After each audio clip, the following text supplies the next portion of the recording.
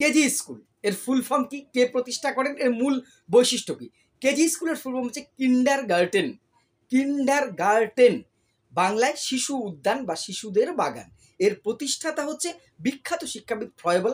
1837 সালে কিন্ডার গার্ডেন বা KG school প্রতিষ্ঠা করেন। কত সাল বলছি?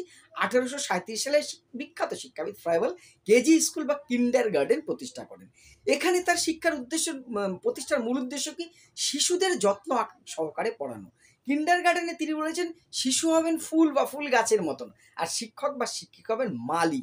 মালির কাজ কি? ফুল বা ফুল গাছের যত্ন করা। শিক্ষক বা শিক্ষিকার কাজ হবে শিশুর যত্ন করা। তিনি এখানে দুটো পদ্ধতির প্রয়োগ করেছেন, গিফট অ্যান্ড অকুপেশন।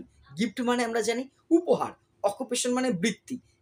বিভিন্ন রকমের উপহার তিনি 20 ধরনের, 20টা নয় কিন্তু 20 প্রকারের টাইপ অফ মানে গিফট যদি বলি 20 প্রকারের গিফট ছেলে মেয়েদের দিচ্ছে। তার মধ্যে বল হতে পারে, এটার সাথে বল খেলতে খেলতে সে তার ছবি এঁকে বলছে বল এটা কেমন দেখতে, এই দেখো বলের ছবি এঁকেছি, এটাকে বলে জিরো।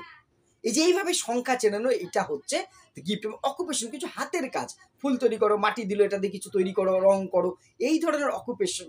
অকুপেশন মানে তো বড় কোনো বৃত্তি বা পেশা শিশুদের পক্ষে সম্ভব নয়, এই ধরনের কাজগুলো। এবং এইখানে মূলত শিক্ষাদান হবে সক্রিয়তার ভিত্তিতে, শিশু অ্যাক্টিভ থাকবে। এইটাই হচ্ছে তোমার যে কিন্ডার গার্ডেনের মূল বৈশিষ্ট্য। কিন্ডার গার্ডেন প্রতিষ্ঠিত হয় কত সালে? 1837 সালে। কে প্রতিষ্ঠা করে? বিখ্যাত শিক্ষাবিদ ফ্রয়েবল।